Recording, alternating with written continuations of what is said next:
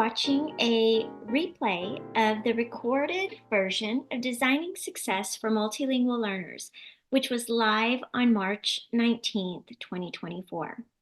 If you're watching this, then you have paid for the registration for the workshop that was actually live on March 19th. Thank you for joining, and thank you for watching in replay. Since you're watching this after it was actually live, I'm going to share with you some logistics and just tell you a little bit how you can participate and still engage, even though you weren't there on the day it was filmed with live participants. So, Designing Success for Multilingual Learners is based on the handbook, Designing Success for Multilingual Learners. It is available on Amazon. Let me show you a picture of what that book looks like in case you are interested in getting a copy of that book. It's on the screen right now. It's the tiny blue book. It's a very accessible resource, and it includes a lot of what I share in this 2.5 hour presentation. Because you're watching this in replay, I have shaved off a lot of the breakout room times that were included in the live presentation. And when we do stop for breakout rooms, I'm going to ask that you participate in a little bit of a different way. So let me show you what that's going to look like. When I ask participants to stop for breakout rooms, I'm going to ask that you participate using this bit.ly. You can just take that QR code and go to the document that's on the screen, and you're just going to type in using the question that I've asked the participants to go to in the breakout room. You're going to type into the document. I'm also going to give you a link to this document so that you can actually access it as a paper copy if you choose to write instead of typing into the document itself. The nice part is that if you type into the document itself, you can see what other people are typing as well, what they've typed previously, and it's a nice way to kind of gather other people's information and perspectives. For those of you that don't know me, I'm Valentina Gonzalez. I'm an educational consultant and the author of several books, a few of which you see on the screen right now. I've given you my email address and the website also on the screen. And that information is also included in the document that I shared with you a moment ago. A little bit more about the logistics so you know what to expect. As you already know, this session was recorded and you'll have access to it for 60 days after March 19th. This recording is only accessible to people who are registered for the event. So please don't share it with others who are not registered. Please feel free to take any notes. You can take pictures of the slides. You can share pictures of the slides on social media if you feel like it. As you know, you won't be interacting in the chat if you're watching this in replay, but feel free to interact on the document that I will be giving you when I ask for you to go into breakout rooms. We did have a 10-minute break on the live version. So when I do a 10-minute break in this replay, I've actually taken that out. I cut that part out because in the replay, that's not really necessary. You can take a break whenever you'd like. You can pause this replay and re-listen to any parts of it that are relevant to you. That's the beauty of a replay. So I'm excited that you get to see that.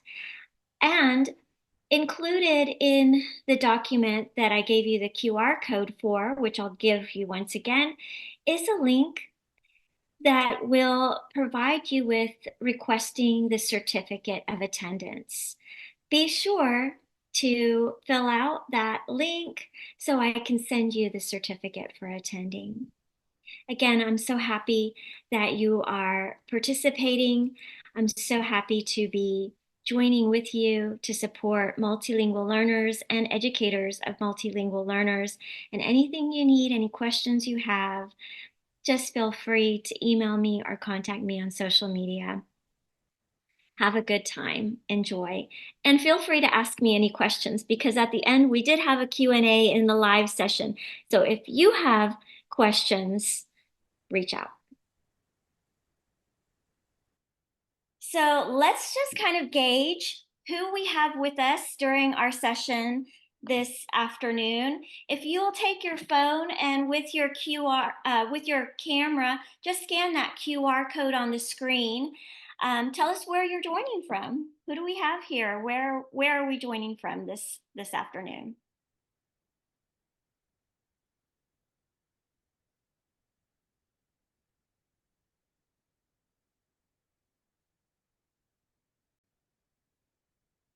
Wow, we have a few people from Kokomo and a few people from Indiana and a few from Missouri. Looks like um, those states and areas are the biggest ones. Louisiana, I know we have a big group from Louisiana, Missouri, Ontario, and Canada. I know Hall County, a big group representing from Hall County. I'm super excited to see y'all. Alabama, Texas, Nacogdoches, New Jersey, Southeastern Ontario, Brunswick, Canada, New Brunswick. Awesome. Well, I'm really, really honored that you're sharing this afternoon with me and all of us together around supporting our multilingual learners. Let's take a look at just a little background history on who I am and where I come from and why I'm here with you today.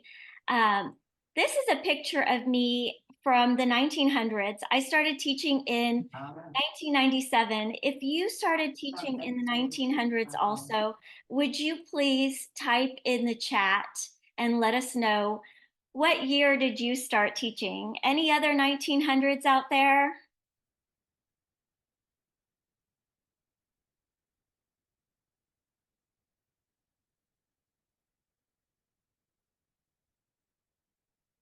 1998, around the time I did, 1987, 89, 94. Shout out to all the 1900s educators that are here with us. We have so much to learn from each other. And if you just started teaching more recently, we definitely have a lot to learn from you as well. We can learn from people who have years of experience, and we certainly learn from people who are new to this field too. What brings me to this space and brings me to this arena of working with multilingual learners and their families are these two people that you see on the screen. My parents were young, newlywed couple over 4 decades ago, living in the former Yugoslavia. And back then, the former Yugoslavia was a country that was filled with political strife. It was a country that was war torn, and it still is today, although that country, Yugoslavia, no longer exists. My parents did not want their two young children living in the same circumstances that they found themselves in. They knew if they stayed in Yugoslavia, they knew what the future held for my brother and for me.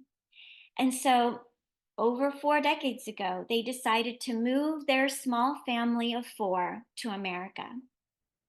Not because they had jobs lined up, but because they had a hope for a better life and future for their young family.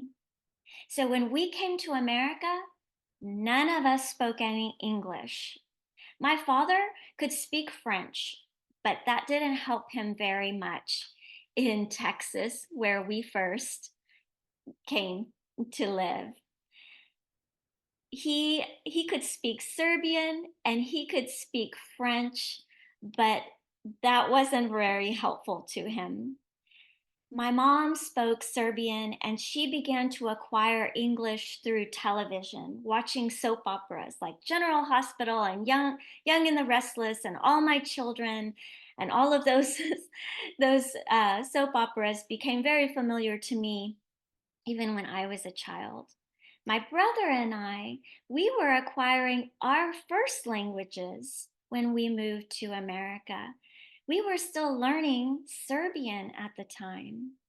And so when our family was first here in this country, we were immersed in our own Serbian culture, our traditions and language, and everything that my parents brought with them here in America was all about our Serbian life until until my brother and I started elementary school.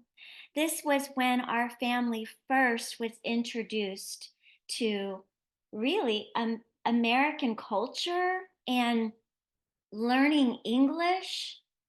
And I could go for days without saying a single word in English unless my teachers called on me specifically.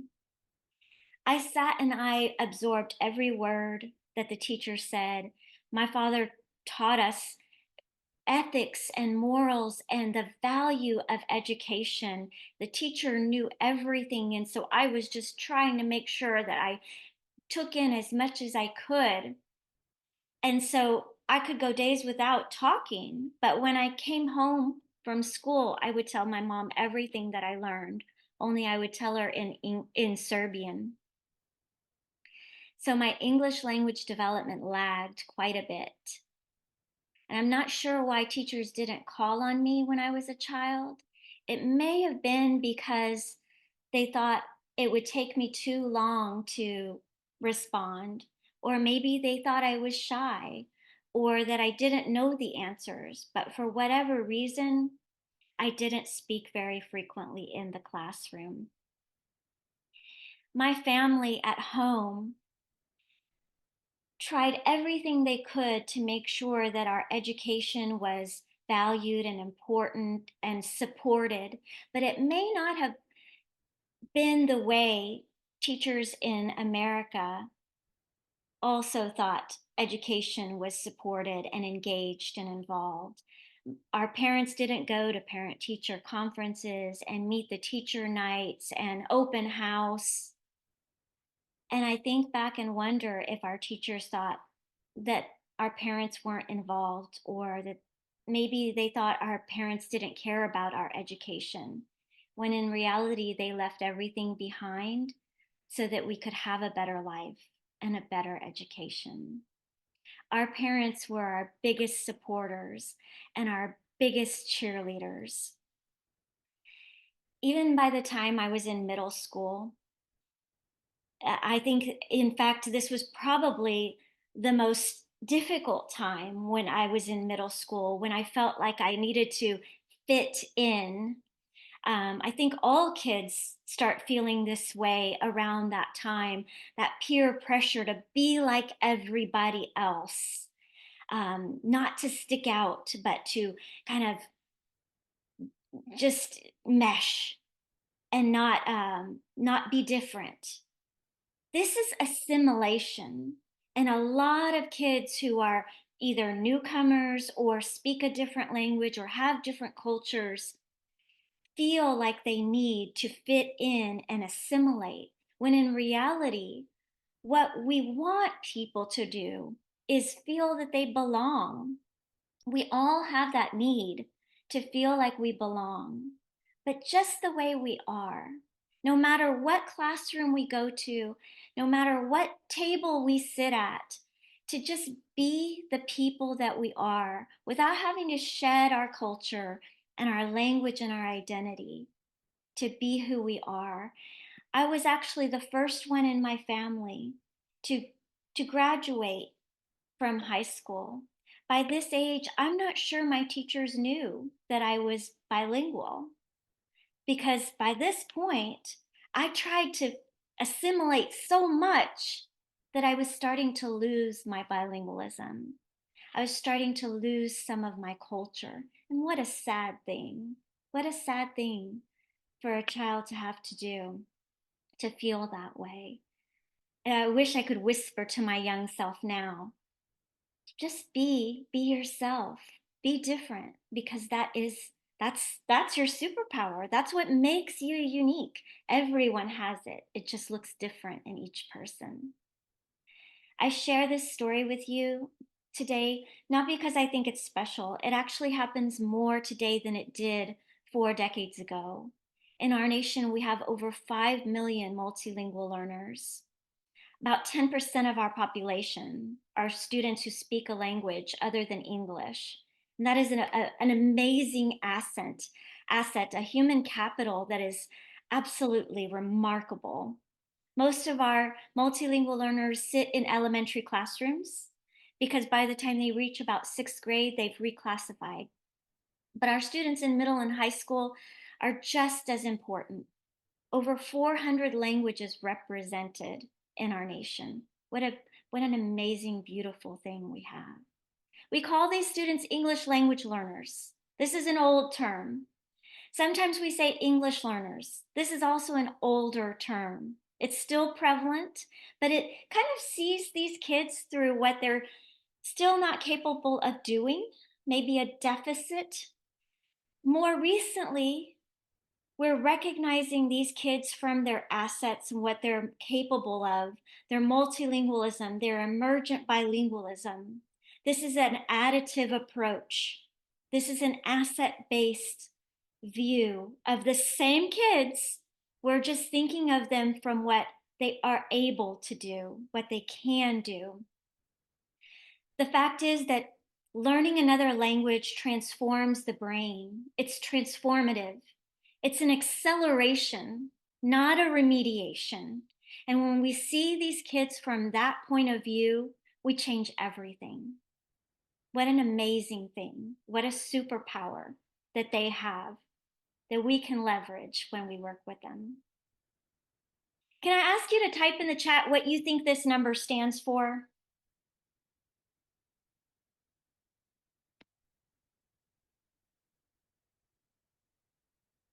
7,000. What do you think it stands for?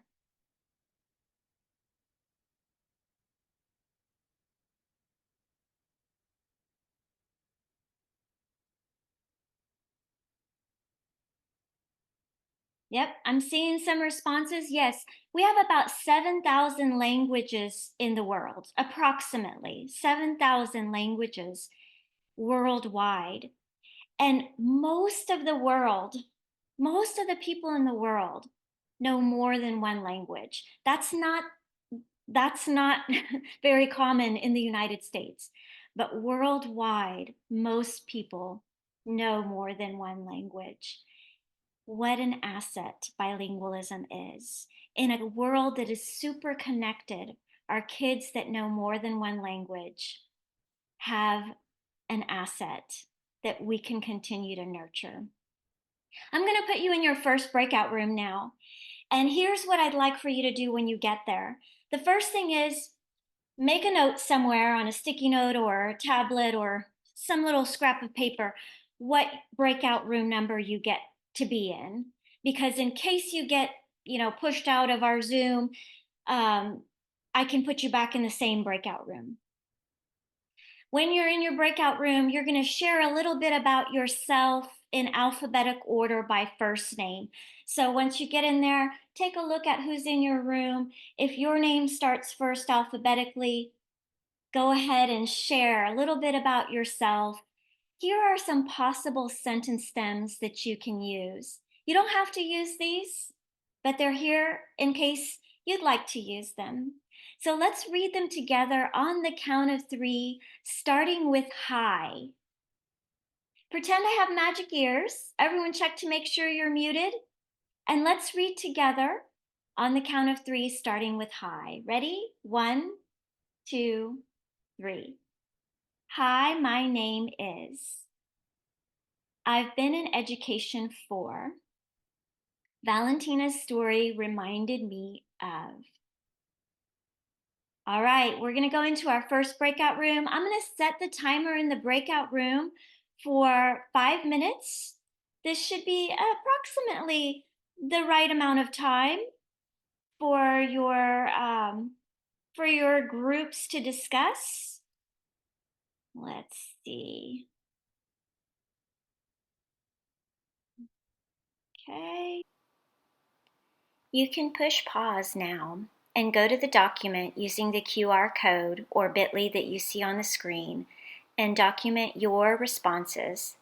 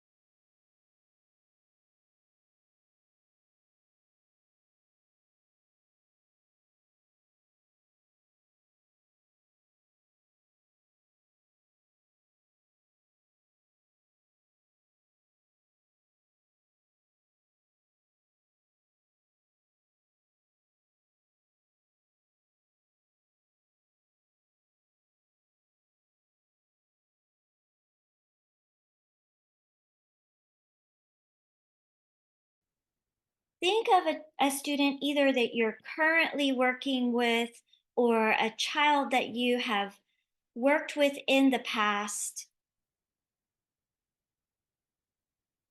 Maybe a student that you had trouble engaging with before, or a child that grew by leaps and bounds the year you had this student.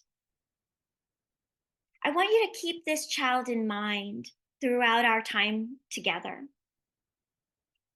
As we work throughout this session, I want you to think about what will these strategies look like and sound like for this specific kid. What would they have looked like? How would they have worked for this child? Or how will they look for this kid if you're working with this kid currently? How will these strategies and routines support this child? Or if you had this kid in the past, how could they have supported this child? This session, we have some goals, we have some content and language objectives to keep in mind. And specifically, our objective is that we are going to explore flexible strategies that promote and scaffold language acquisition alongside content attainment. Let's read that together on the count of three, starting with we. Ready? Pretend I have the magic ears that I can hear you. On the count of three, starting with we. 1, 2, 3. We will explore flexible strategies that promote and scaffold language acquisition alongside content attainment. That means that we're really going to look at these strategies, but not only will we look at them, we're going to be discussing. So let's take a look at the language objective at the bottom.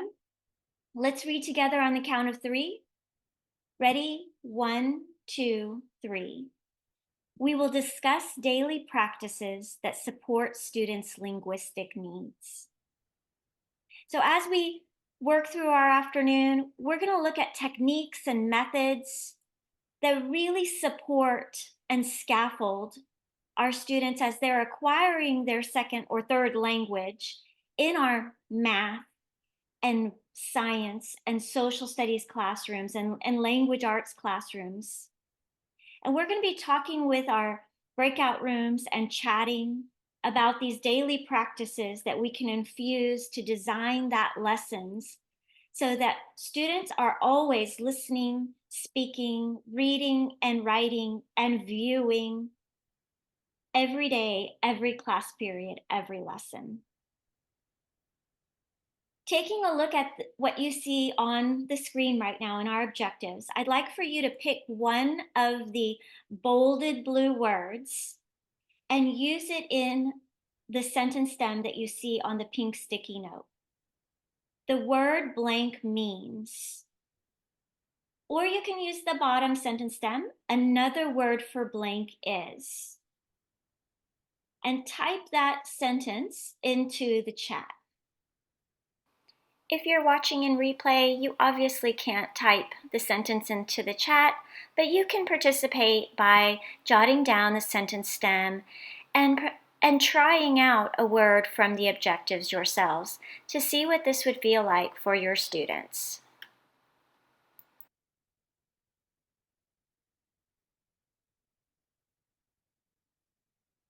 Another word for discuss is share. Another word for strategies is tools. Another word for discuss is talk with someone. When we do this strategy, we can also have students paraphrase or summarize the objectives. So let me show you an example of what that might look like. Instead of having them choose a vocabulary word, if you look on the screen, I might say the sentence stem you're going to use is today we will, or in this lesson we will. For our example, it might say in this session we will. This is a little more challenging for students to do, but certainly it's something that we can have students try, and our older students or students at higher levels of proficiency will be able to achieve this. We can have them do it with a partner as well for a little extra support. But as you can see, having students interact with these objectives supports them because it allows them to be metacognitive about what we're going to do for the lesson. So now I'm going to ask you just to think about, take a look at our objectives and what we did with the objectives, the whole round of the objectives. Think about the strategies I embedded into the objectives. What was at least one strategy that you noticed? Here's a chance for you to go back into the document and place a reply in the third box. This is in the second page. What stood out to you about how the objectives were shared?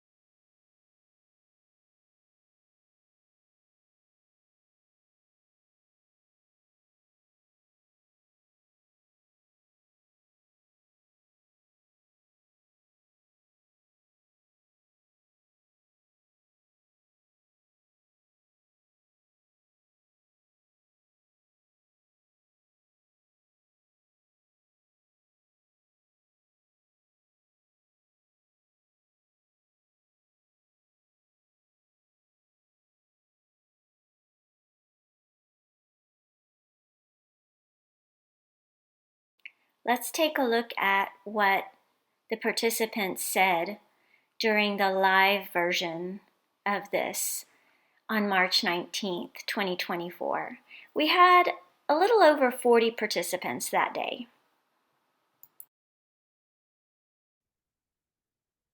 We definitely want to keep the vocabulary at a higher tier. We don't want to water down the vocabulary, but instead we want to support the vocabulary with visuals and images and synonyms or first language We want to make it accessible using those synonyms, visuals, first language, repetition, color coding, chunking, interaction. We interacted by the chat. But if I was in the classroom with students, or if we were in a physical space together, I would have had you turn and share with your AB partner. Everyone responds, everyone's involved. Absolutely. And very quickly, it doesn't take us long. We chorally read them, we read them together. We're now all using the vocabulary. We're getting our mouths used to these vocabulary words. We're getting our bodies used to interacting with the academic language of the instruction. We're priming our brain for what's ahead in the lesson. And that's what we want our students to be doing, getting ready, connecting with what we're about to learn about. Objectives are key. There are two modes of communication. And a lot of times we hear this when we hear about the modes of communication, we say output and input. But when we talk about output, we're talking about expression. We're talking about the speaking and writing and representing. That's expressing ourselves. And then the second hand, a lot of times we hear this as input, and that's interpretive. It's not only that I'm going to get input, I'm going to do something with it. Once I get it, I want to interpret it. Even if I even if I don't speak, write, and represent, I'm still, as I'm listening, I want to interpret when I'm listening. When I read something, I don't just read it, but I'm thinking in my mind, which means that I'm interpreting it. Even when I view an image, I don't just look at it and not think.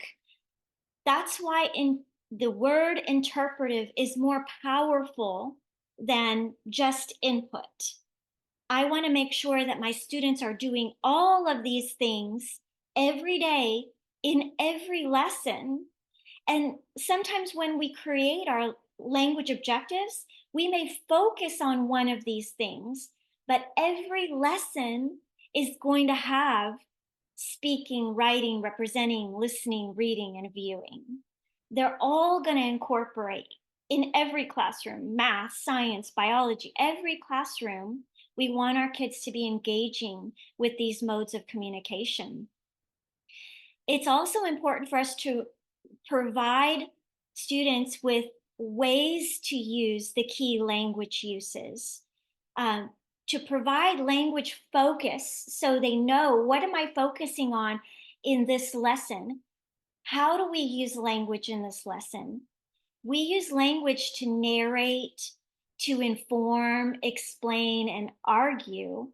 And when we do these things, each one of these, when we narrate, for example, we may be really focusing on telling a story or reading a story or entertaining, making a joke, or telling about history. And each of these has a different way of using language. The same with information. This might mean that we are describing or defining or organizing and classifying, and we can do these things in multiple content areas, and it's going to look and sound different in a language arts classroom than it would in a history classroom. Even when we argue, when we're using argumentative writing or speaking, this is more about, I may be explaining how things work or how they happen or how things are made, the inner workings. And again, I'm sorry, that was the explanation. And then the arguing is more about persuasion and justifying and explaining the reasoning behind why we do what we do. So those key uses are really important. Someone says we use expressive and receptive often. Do you see it as the same in addition to receptive? Do you see interpretive communication as different than receptive? We use expressive receptive often.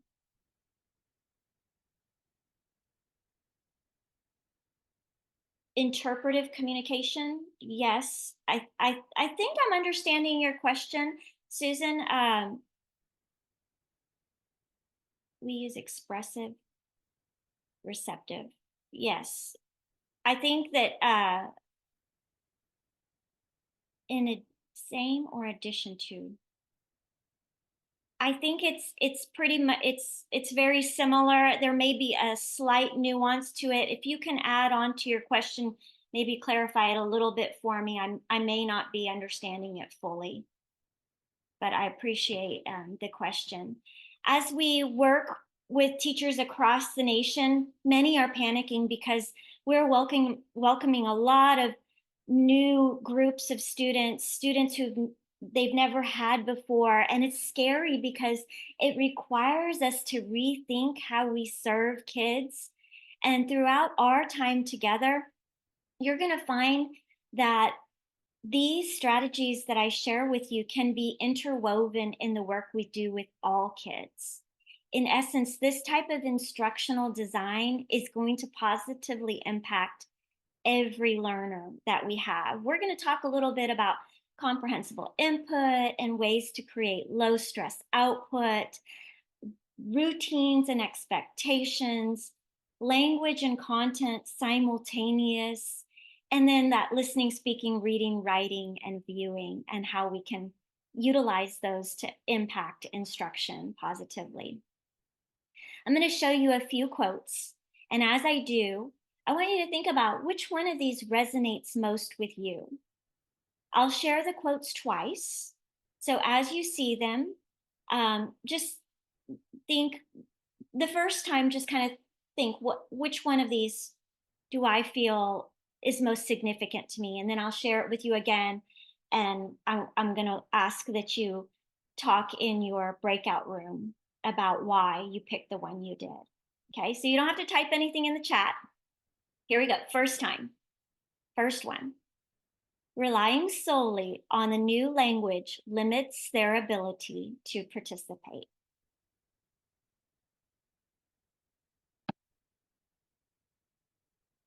If you talk to a man in a language he understands, that goes to his head. If you talk to a man in his language, that goes to his heart.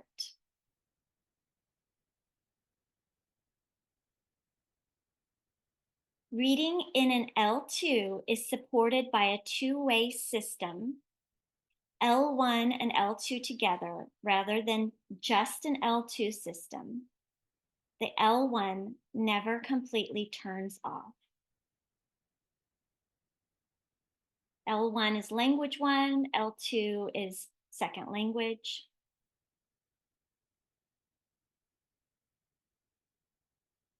We must let go of the thought that learning English as an additional language in school is a problem. Bilingualism is an asset.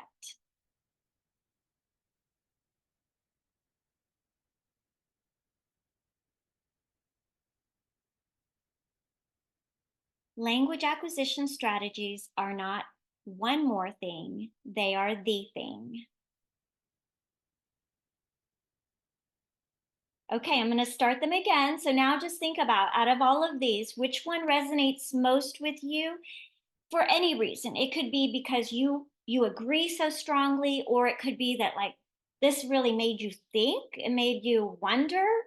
Okay, here we go. Here's the first one. I'm not going to read them this time.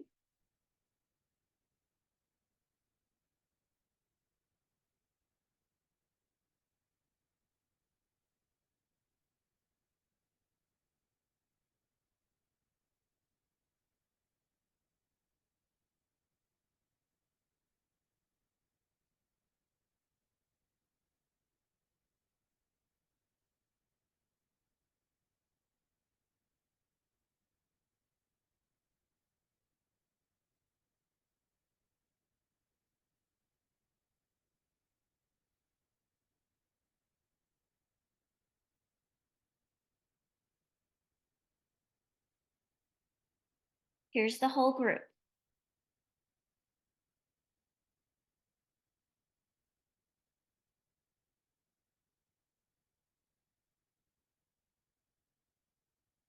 When we go into our breakout room, you're going to share the one that most resonates with you and why. And this time, when we go into our breakout room, you're going to share in reverse alphabetic order. So if your name is last alphabetically, you'll be the first one to share this time. And I've given you a sentence stem, it's in blue. Let's read it together before we go into our breakout room on the count of three, starting with the word the. Ready? 1, 2, 3. The quote I picked is, and you read it, because.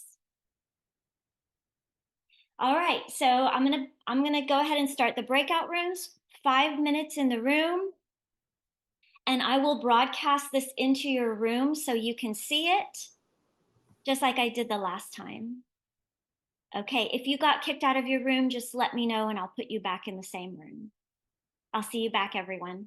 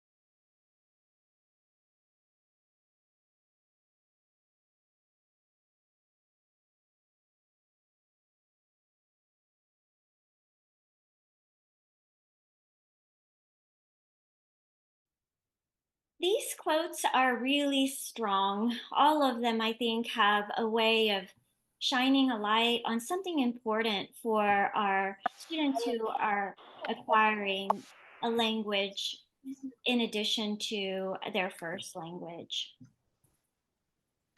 Hopefully, you had a good long discussion with the people in your group, and we'll continue to discuss with them about the strategies we're going to use to serve our multilingual learners. The question many specialists, multilingual specialists, administrators, and teachers are asking is, how are we supporting the needs of our multilingual learners in our classrooms nationwide? What are we doing to make sure that our students who are acquiring a language other than English are being met with the strategies and techniques that they need in order to feel supported in every classroom, in every classroom, that they're feeling welcome and valued, especially since multilingual learners spend the majority of their day in mainstream classrooms. Is all instruction language rich? Is all instruction comprehensible? And if not, what do we do? How do we make sure that our kids are feeling comfortable and confident? This brings to us the idea that language is acquired. Each of us that is hearing and speaking acquired at least one language at one time in our lives, and we acquired it very similarly.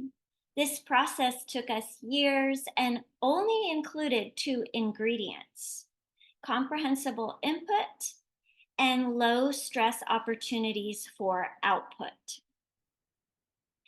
That means that when we in our classrooms incorporate these two ingredients systematically and intentionally and deliberately, every day our kids are going to make deliberate progress as well. But we need these two ingredients: comprehensible input, that's the number one ingredient for language to be acquired. We have to understand what we're hearing and what we're reading. And number two, an environment that allows students to write and speak and share in a very low stress way so that they don't feel nervous or embarrassed to share their ideas in a new language. So I'm going to ask that we do a very simple and quick demonstration. And I'm going to ask you to put yourself in the shoes of your students. And sometimes that can feel a little awkward, being in someone else's shoes, shoes that you may not be comfortable with may feel a little bit different. So are you ready to be in your students' shoes, your language learners? All right, here we go. Would you all please read this? Read it on your own. No technology, no help, no talking. This is language class, no talking. This shouldn't be very hard for you because it's at about a first grade level, and I know you can read above that. Would you please type in the chat what you understand from your reading?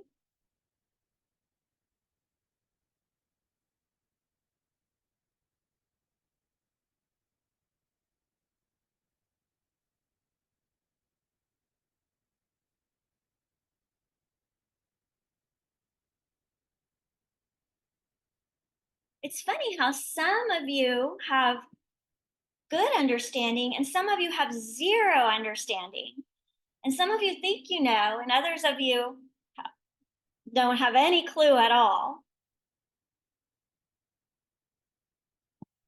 And that's what happens in our classrooms too, right? We have students at various proficiency levels, students with various backgrounds and experiences, and they're all coming to us in the same classroom, and we have to meet their needs, right? That's our job, to design instruction that's going to do that. Especially when we have newcomers in the classroom, what do we do? How do we do that? Some of you said you were confused or stressed, or you were feeling frustrated.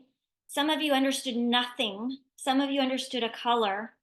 Let's take a look at this together now, and let's see, for those of you that didn't understand, let's see if we can. All right, here we go. Let's read together from the top. Baba, vozi, cola. Baba, cola. Baba, vozi, cola. Type in the chat. What do you understand now? This is in Serbian. You're in my Serbian classroom. And so some of you, you had typed what you thought it meant. Look at it now, everyone's typing. Now there's no zeros. There's no I don't know. Everyone's typing. All right, let's keep going. Let's keep reading together. Cola, cola, je mala.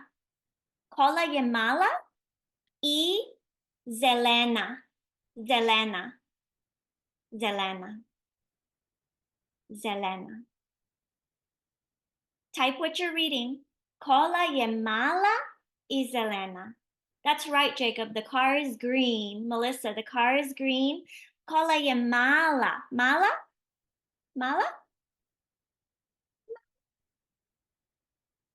Yes, small, Kara. That's right, Yuri. Mala means small or little. That's right. Exactly. Dobro. Dobro? Dobro? The car is small and green. Misty, good job. Dobro. All right, let's keep going. Baba je mala. Baba je mala. Trava, trava je zelena. Baba je mala, mala. Baba je mala, trava je zelena, zelena. That's right, Kelly. Yes, mala. Very nice. Here's the whole text. On the count of three, pretend I have magic ears. Let's read it together, starting with Baba at the top. Ready? 1, 2, 3. Baba vozi kola. Kola je mala I zelena. Baba je mala. Trava je zelena. All right. From the beginning, when I showed this to you, to now, have you made any growth in language acquisition? Do you understand more now than you did when I first showed it to you? Think about that. I see some typing, yes. I see some nodding, some thumbs up. I want you to look at the two ways that we did this. Very quick simulation. The first, on the left side, you're going to see that the second demonstration, I had a visual for you. We chunked it. We labeled the visual. We had interaction between each other. We had peer support because when you were typing, you could see what your peers were typing.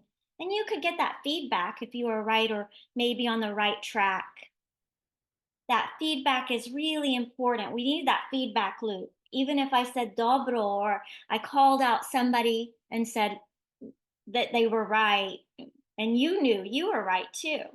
Modeling, gestures, all of these things to support our language acquisition. Versus the right-hand side, when we just get the text. The process of language acquisition takes time, but look at what we did in just a 3-minute simulation. Imagine if we continued to have this type of language-rich classroom every day in every content area. And it's not that we have to have a very basic visual like the one here, but what if in my biology class or my math class, I'm always including a visual. I'm always including repetition, labeling, opportunities for peers to talk. I'm always infusing language into the content. We create opportunities for language to develop in an academic setting. Now I'm going to ask you to do some writing. So here's the visual that's labeled. Here are some sentence stems that we can offer for our students. So after we've done a lot of choral reading and modeling, we're going to push students to do a little bit of writing also. At the bottom, I'm giving you a little bit of a translation in Serbian to English. Je means is. Baba vozi. Kola je. Baba je. If you would take one of these or more and type into the chat a sentence stem and complete it. Let's see what you can do.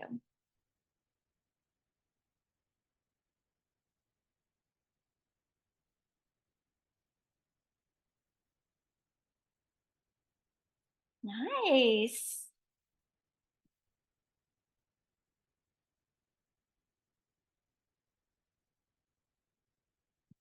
Very good. Oh, Aaron, moje srce.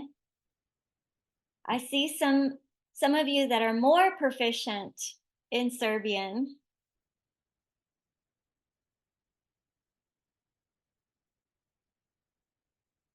Nice. It's not very common that I get to work with people that have a little bit more Serbian background, Serbo-Croatian language. That's awesome. I love seeing the language develop. The the important thing is that we can't expect our students to do well in content classrooms in English if we don't support them linguistically. There's just no way that if students are acquiring language, if they're still acquiring language, we have to support their language development simultaneously in order for them to be successful academically. And as they acquire more proficiency in language, they're going to do better academically. But without that language support, we cannot expect them to be successful academically. And research shows that that's what happens. As students acquire language, they do better academically. I would love for you, if you have, don't type this, but if you have paper around you, just copy this sentence with your pen, pencil, whatever you have, just copy this sentence.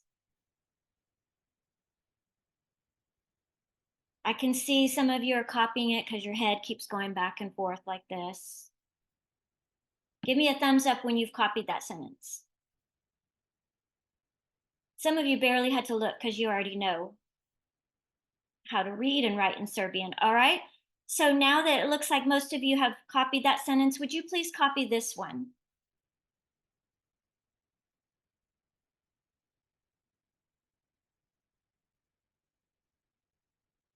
What's happening now?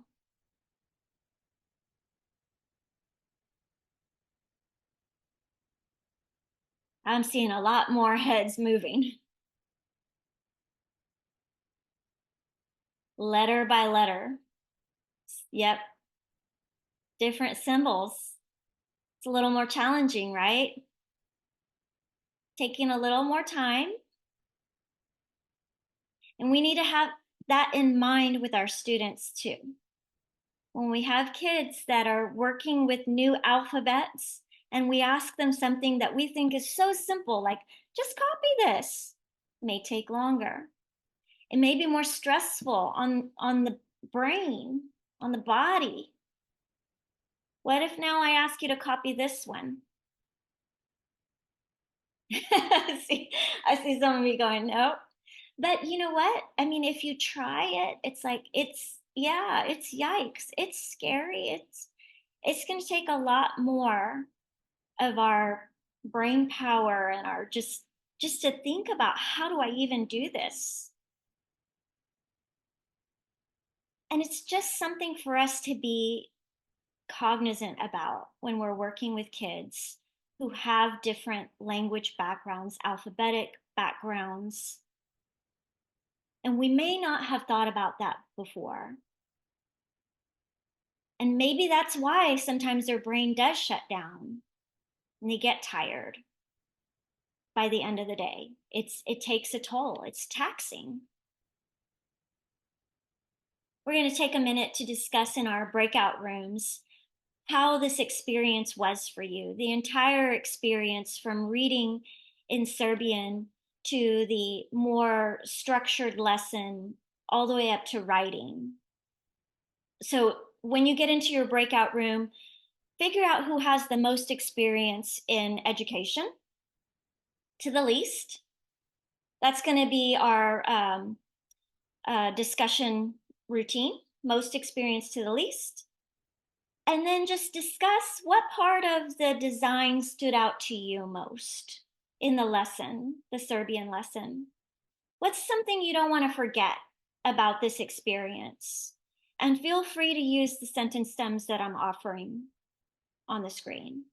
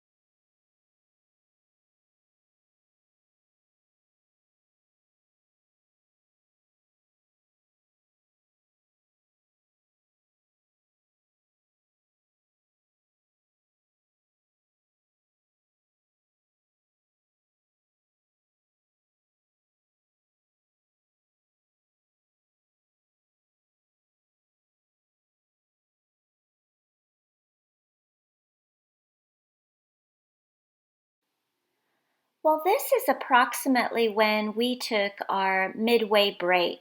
We took about a 10-minute break and everybody got up and stretched, maybe got a drink of water and came back. So it may be a good point for you to do the same thing. Pause the video, take a 10-minute break, and I'll see you back.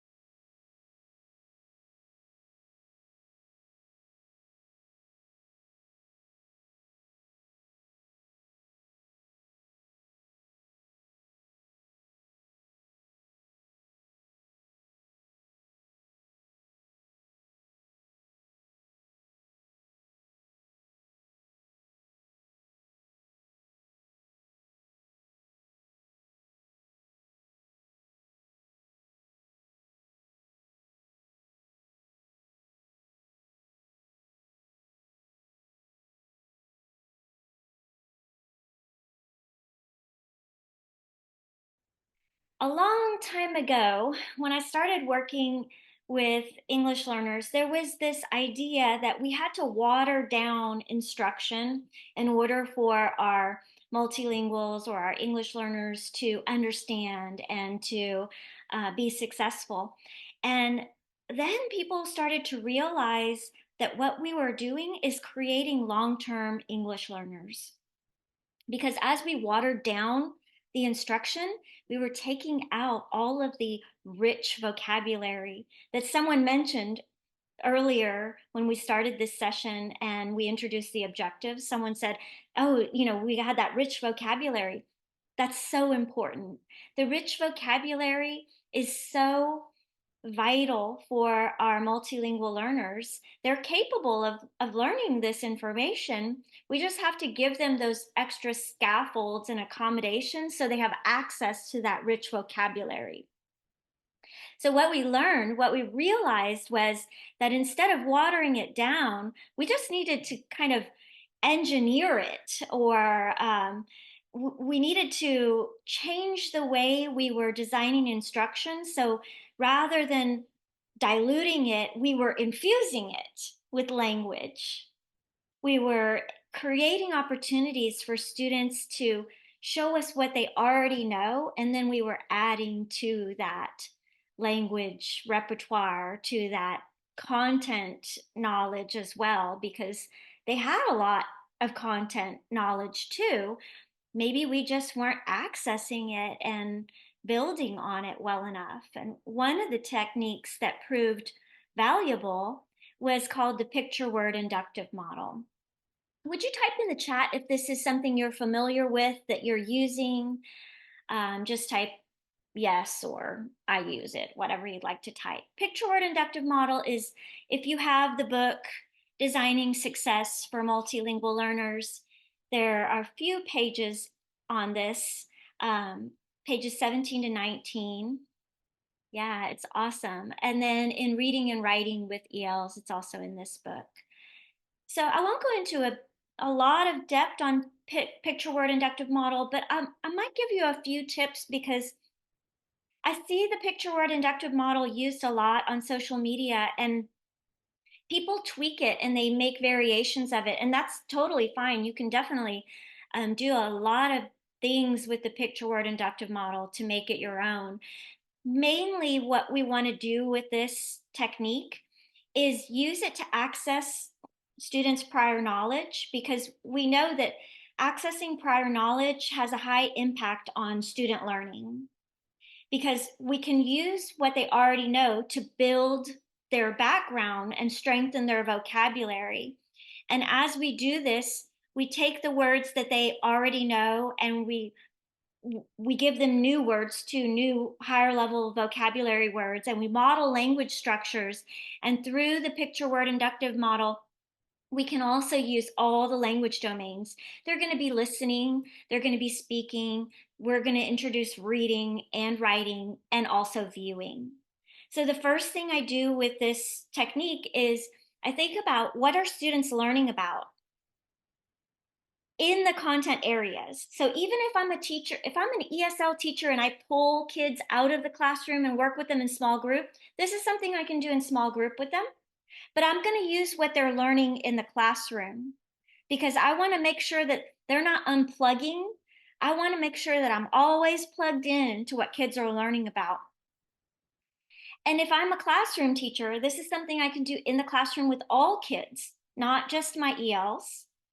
But I can definitely do this in a small group also, to do more extension or to reteach and to dig deeper.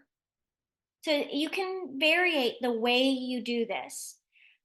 Once I know what kids are learning about, I'm going to get an image related to that topic. So in this case, kids are learning about insects. So I'm going to grab a picture that's related to insects. This picture, you might even be learning about pollination, or you might be learning about plants. But in this case, we were learning about insects. And I present it to the students. It might be just a picture on our table. I might present it on the whiteboard or document camera. And now we're going to label it as a class. I'm not going to label it myself. We're going to do this as a class.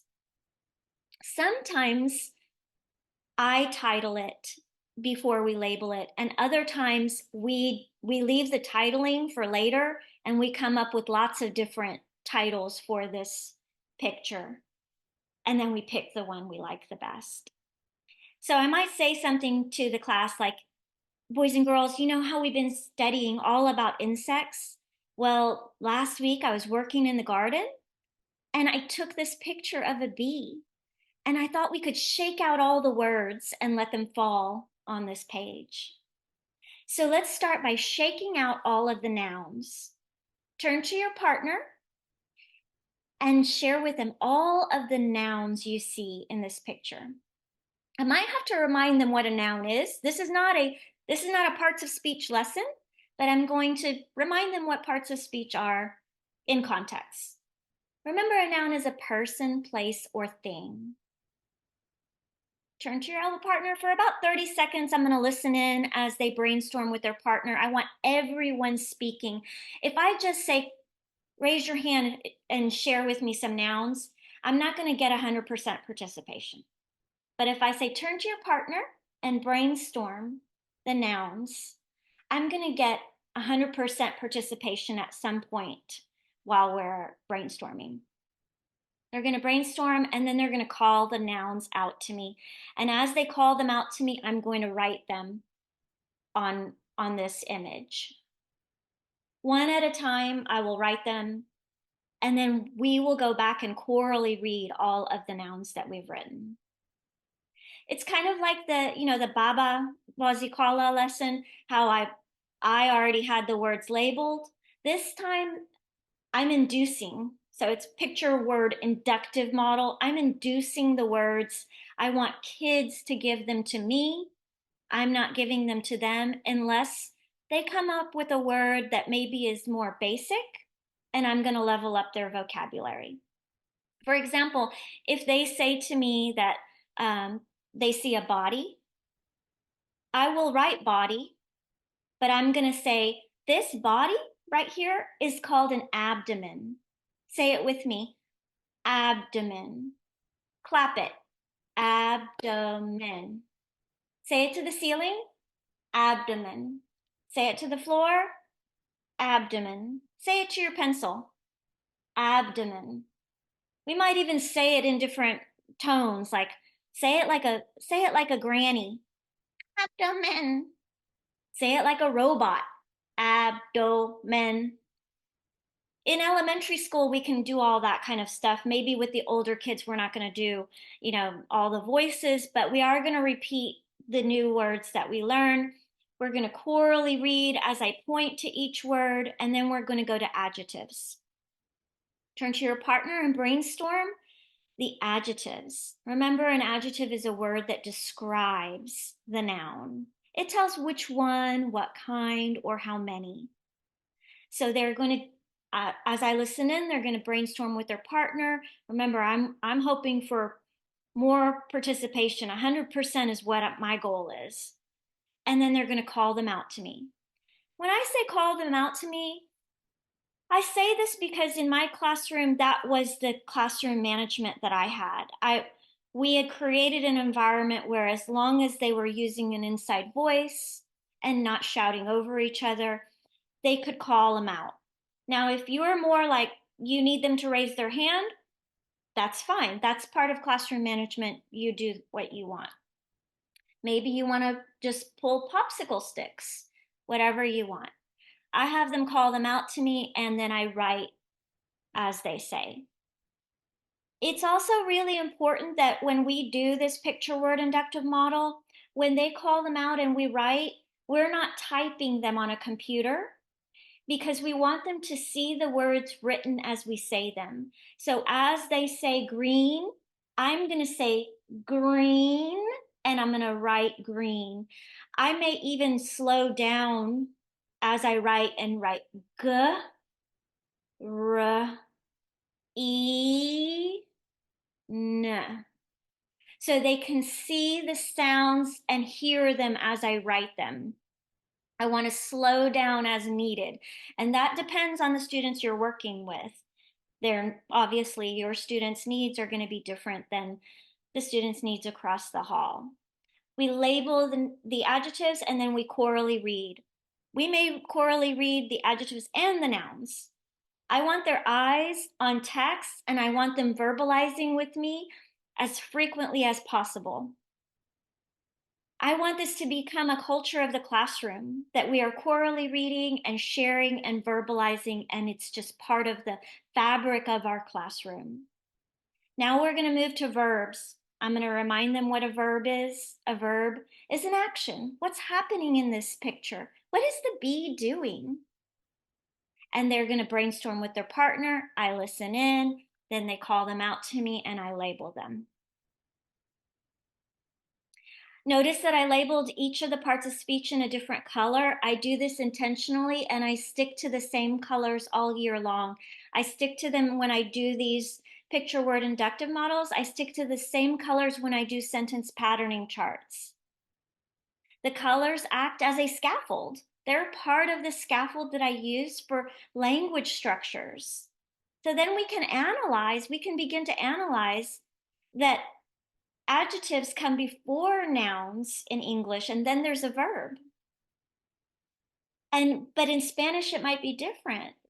Now let's look at that. So we can actually become metacognitive about language structures and the way English is structured versus maybe your home language. We chorally read. And now that we have these words, I might say something like, we've made this word bank. We've shaken out all the words, and now there's There's this word bank. I think I can make some sentences using the words that we've shaken out. Let me try. Watch me as I do it. And then I want you to try. So I want students to watch me do language. I use language.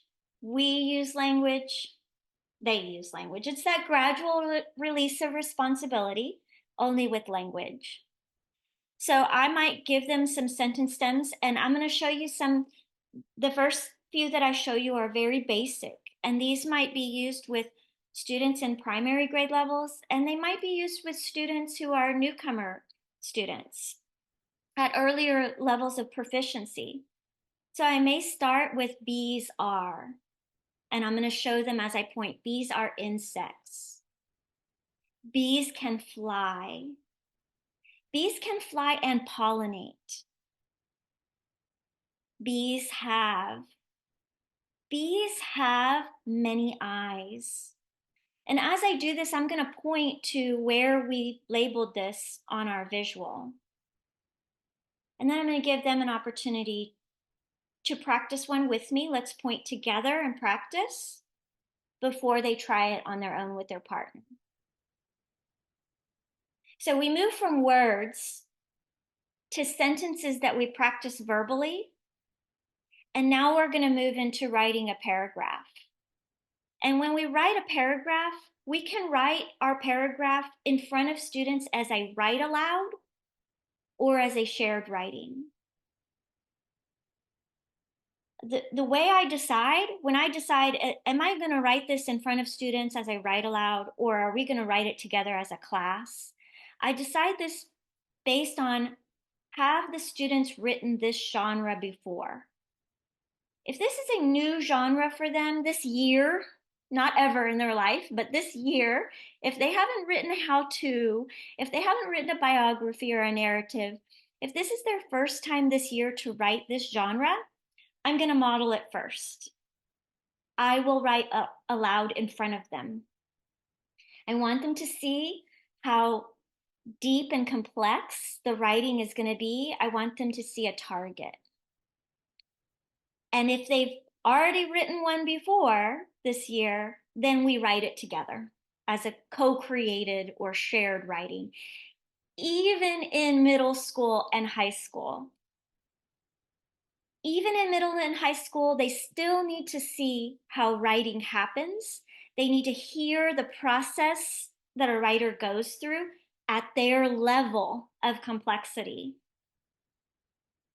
We may not write a whole, page-long essay in front of them, but at least give them a sample of how this works at their level. I use a lot of different pictures when I do the picture word inductive model. I usually get pictures from my own camera file. This picture I might use for talking about transportation. I might use it for talking about communities. I could use it for talking about geometry. Obviously, this one could be for geography or weather, clouds. This one could be for recycling. It could be for erosion. A neighbor of mine took this picture. And I always ask, if I find a picture on Facebook from friends or neighbors, I always ask, can I use it with permission? And I tell them how I'm going to use it. But this is a picture I would use for like predator and prey.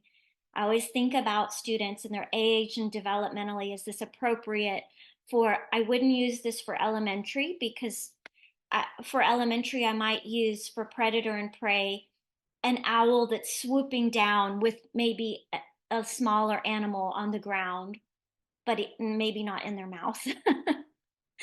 I don't know if you can see this really clearly, but it is a wildcat with a bird in his mouth. The life cycle also, food chain.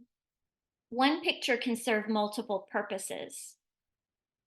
If you take a look at this example here, this is a completed picture word inductive model on the ruins. And it has the sentence stems already on it.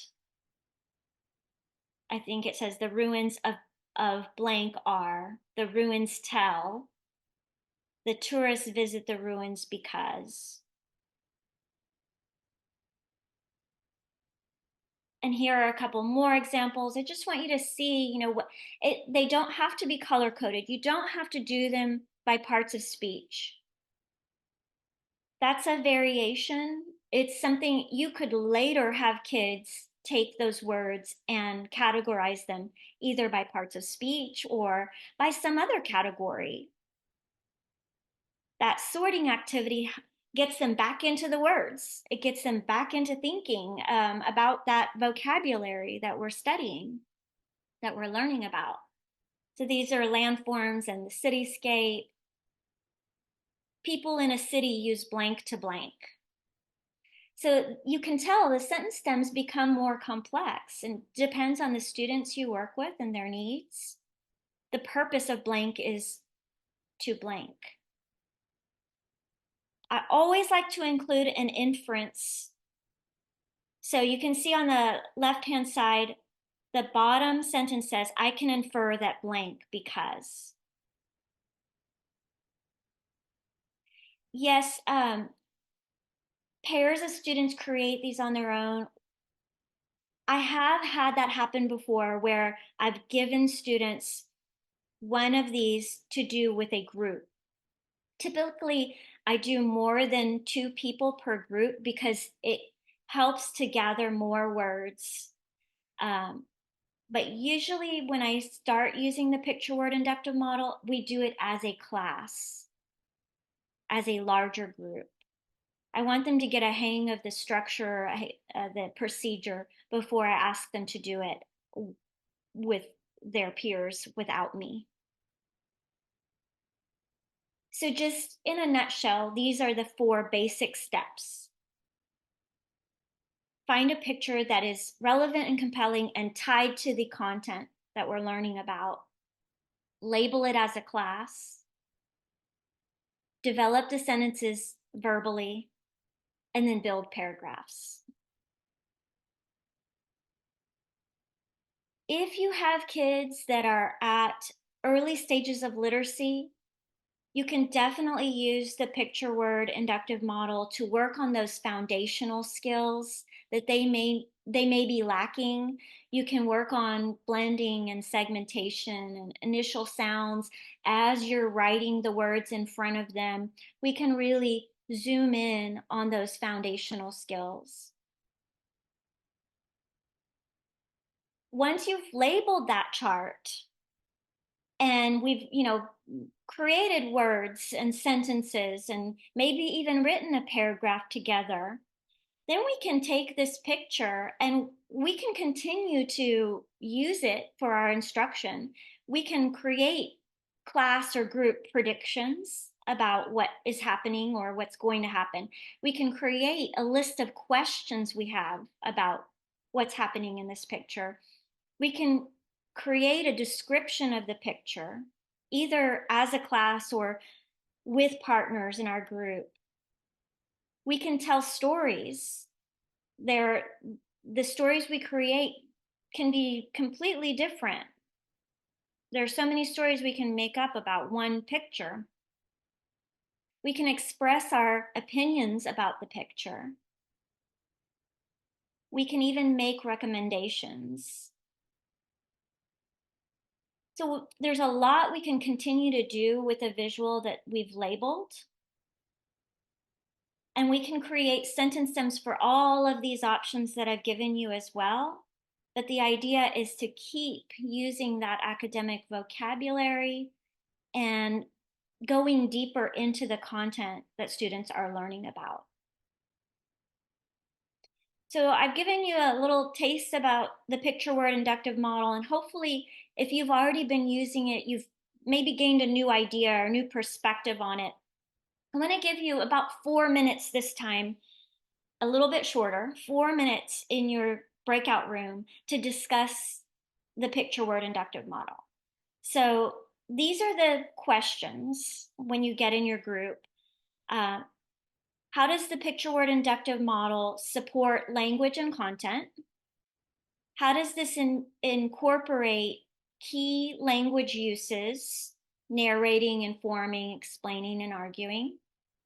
And what will this look like in your classroom? Or if you're already using it, you might share how you're already using this in your classroom. This time we're going to go by years of experience in reverse order. So least to most.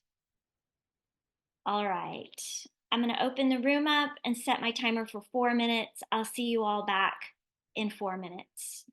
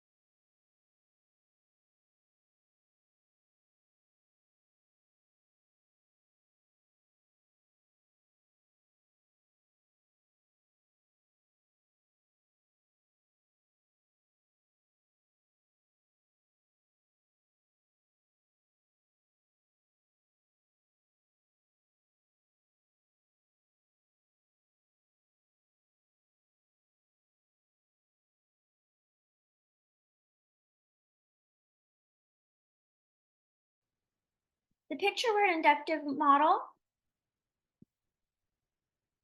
is a very useful technique, and it's something you can take back and share with teachers that you work with. You can go in and model this lesson. It's a very flexible technique from pre-K all the way up to 12th grade. It just has to be used with the content that we teach. I know that in some dual language, you have to stick to certain colors for writing in English and Spanish. And so if you do use this, and I've seen it used in Spanish as well, where we're using the picture word inductive model with Spanish classes and in English as well, I would just stick to one color for all of the words. So Spanish, all red, English, all blue. And then take the words. You can have the students either write all of the words on index cards and sort the words into their own categories. And it'll work just a little differently, but it'll be a great way to help kids look at the words and manipulate them on their own. Yeah, absolutely. The beauty of working with students who come to us with languages other than English is that they have repertoires of experiences and vocabulary that may be different from our own. And sometimes they're shy about expressing that.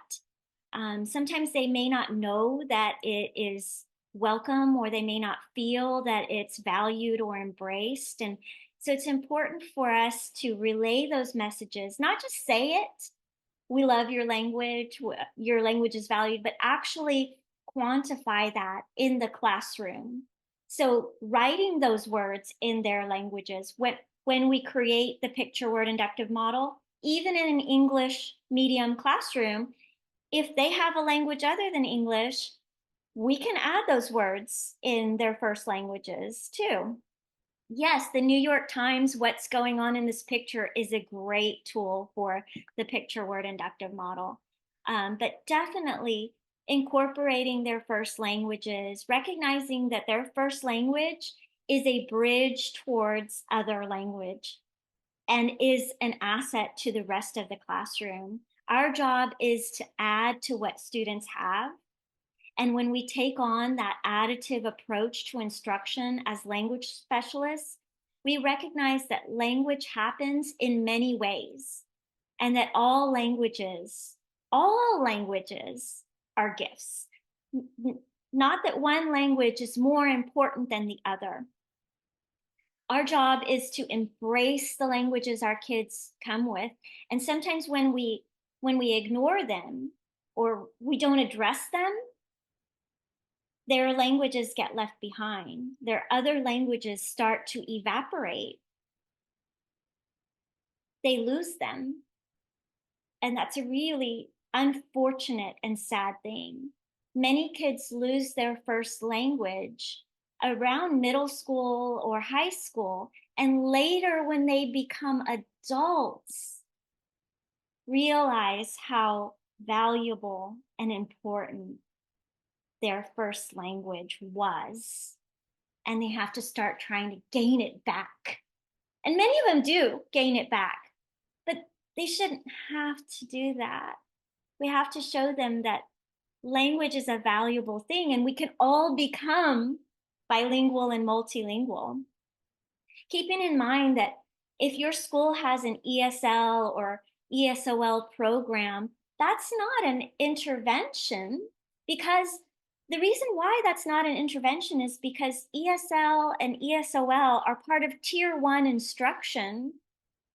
And there's nothing wrong with kids who are acquiring a language other than English. They're not broken. We're not fixing something that's broken.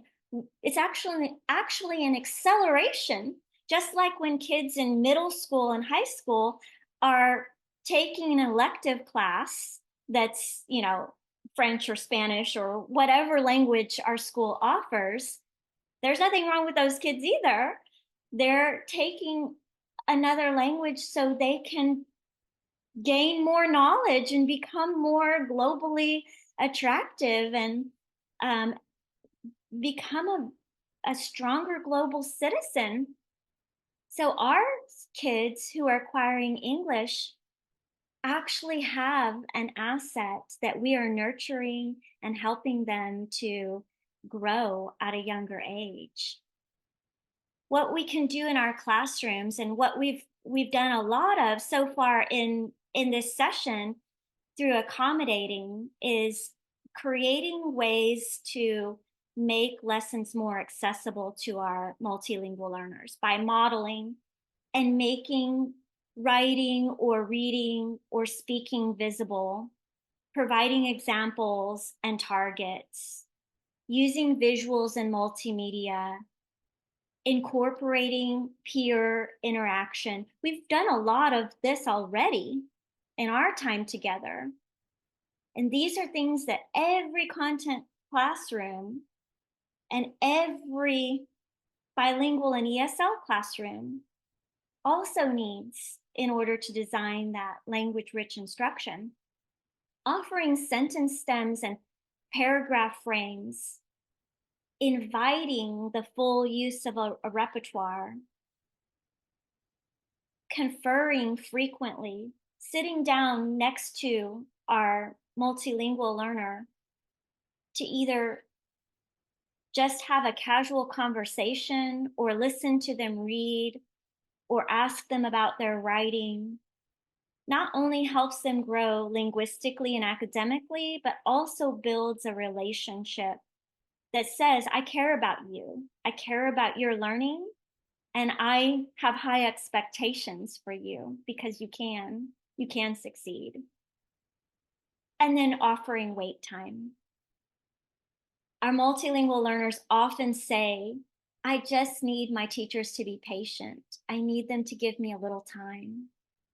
Time when we ask a question, just time and patience, because it takes time to acquire language. One strategy that many teachers are using is called the sentence patterning chart. And I'm going to show you two ways to do this. One that's very basic and one that's more intermediate and can be used in middle and high school. So this one that you see on the screen is a more basic version. You can change the verbs that are in this chart. Right now it says bees are, bees have, and bees can. But the verbs can be interchanged. It doesn't have to be these specific ones. Commonly, you will see these. The sentence patterning chart is a way to do model writing aloud in front of students and shared writing and verbalizing the patterns of the English language in a very safe, low, stressful way. We're helping kids to strengthen, again, their vocabulary, but also the language structures that we have in English. So let me show you the steps to this technique. And this is in the little blue book as well. But the basic 4 steps are, in a nutshell, we're going to prepare the outline beforehand. Before the lesson starts, we're going to prepare what the chart is going to look like. And then one at a time, we're going to introduce each column to the students. And as they brainstorm the words that go in the columns, we're going to scribe them. And we want students to see as we write, because they need to hear the words as we say them and write them on the chart. We're going to stop to corally read them as a group at the end of each column, and then we'll model creating the full sentences. So let me show you an example of a more advanced sentence patterning chart, and we'll give it a try. In this case, we were studying scientists. So remember, the first thing I do is I make the black line master before class starts. So everything you see in the black lines is what I do before class starts. And then we do one column at a time as a class. So in this case, we were studying scientists. So I'm going to start with scientists because that's the topic. We've been studying scientists. Let me write the word scientist here. You could even do a lot of nouns. You know, you might be studying all famous founding fathers, or you might be studying landforms. We list them all. Now we're going to brainstorm the adjectives. And as students call them out, we write them and corally read after each column. Then the verbs and the adverbs and the prepositional phrases. At the end of creating this chart is when we share with students how sentences are made through this pattern. So we could have a basic sentence like, intelligent scientists observe slowly outside the room. We could also say, smart young scientists discuss seriously in their offices. So now I added 2 adjectives. Now the beauty of this sentence patterning chart for younger kids is that it goes to the tune of The Farmer in the Dell. I personally don't have a very good voice for singing, but I'm going to model it for you because I think it's important. So I'm going to sing to the tune of The Farmer in the Dell to show you how I did this in the classroom with my younger kids. And even in 4th and 5th grade, they liked it too. So we might say something like this one. Loud, curious scientists, loud, curious scientists, loud, curious scientists talk seriously at the end of the day. Once we've established that tune and sung it a few times, then I'm going to have students go up to the board and they will choose the words. Whether you have a pointer and they point to the words as we sing them and create sentences, or sometimes I would just have strips of sticky notes. But I want you to notice that the color coding was also an important part of the scaffold for the sentences. Because on the next day, I'm going to have these words on sentence strips and I'm going to have them play a game to create sentences with their group. So I will have all of these words on sentence strips or index cards is fine too. And I want them to kind of do a sentence scramble to create a sentence using the words that we brainstormed as a class.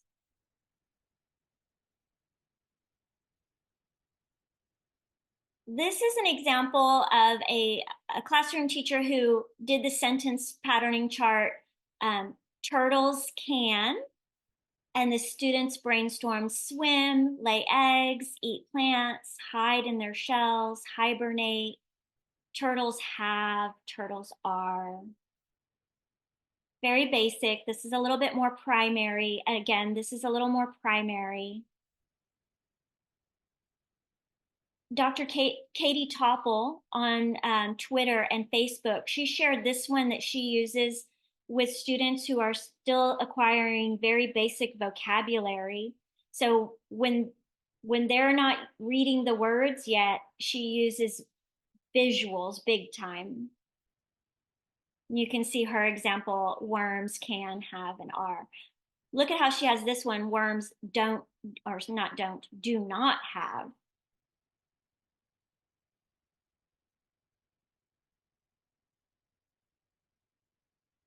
In this case, Brandy Linville, she's an ESL teacher. She took her picture word inductive model and then married it with the sentence patterning chart. And she did this in a small group, just at the table with her students.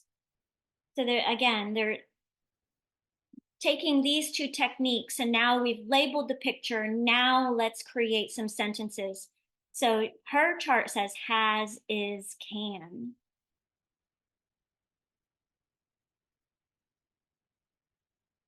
And then here are her students' examples of their writing once they've done this. If we ask kids just to write about a topic, they may write a sentence or two, but once we've done all of this deep language exploration, we're going to get more speaking and writing from them than if we didn't.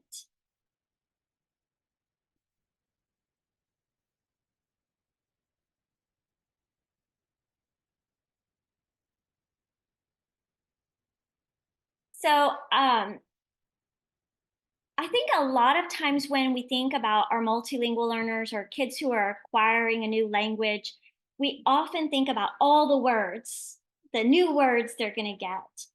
And when I read this book called The Power of Language by Dr. Viorica Marian, this quote stood out to me big time. And I'm going to ask that we read it together, just like we've been reading this whole time, chorally, on the count of three, starting with learning. Pretend I've got my magic ears, and let's read together. On the count of three, 1, 2, 3. Learning another language doesn't just give you different words or more words. It rewires your brain and transforms it, creating a denser tapestry of connectivity. I think that this quote is so powerful for us as teachers of multilingual learners. And in your mind, pick a word or phrase that stands out to you most in this quote. Don't type it yet, just pick it in your mind.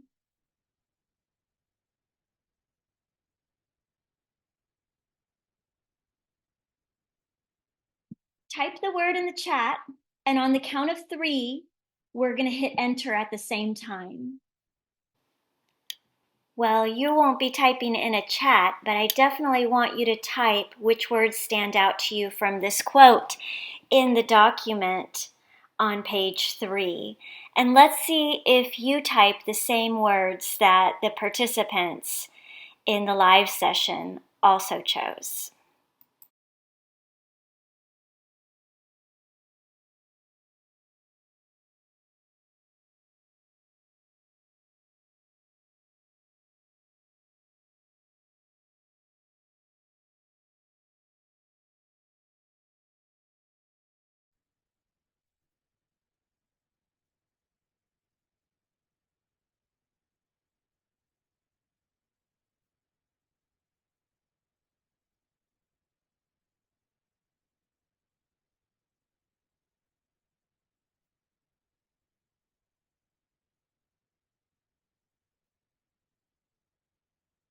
On the count of 3, we're going to hit enter. So make sure you have your word typed. It can be a word or a phrase that stands out to you.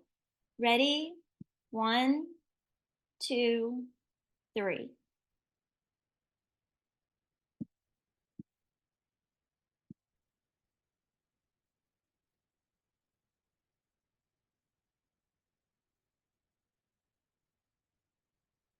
And if you'll just scroll up to see what other people have chosen.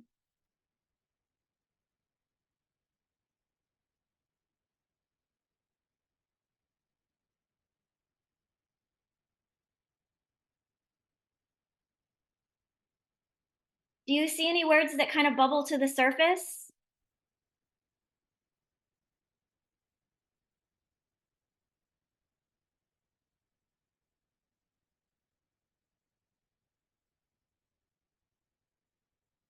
A lot of you chose very similar words.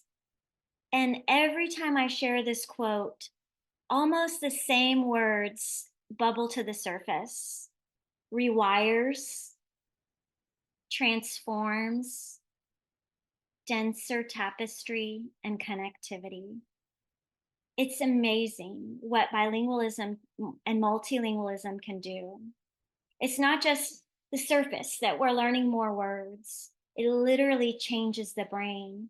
And what that means to us is that we have to give multilingual learners or bilingual students a different way of learning in our classrooms. We have to make sure that what we're giving them supports this brain that is essentially transformed.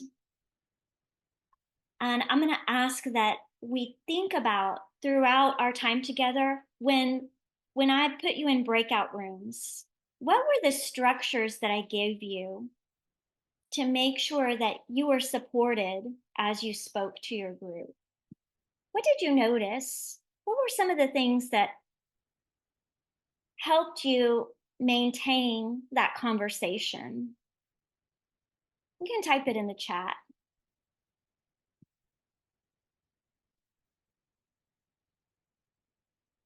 Order of rotation, sentence stems.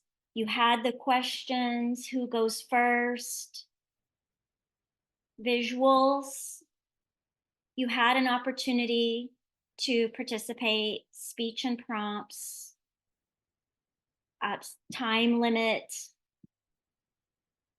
Yes, absolutely.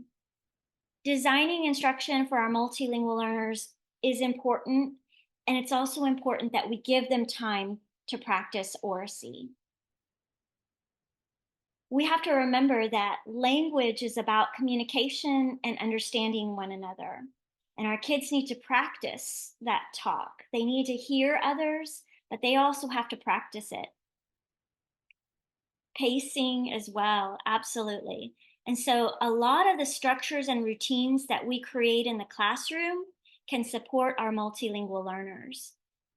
When we intentionally designate partners, this relieves some of their stress.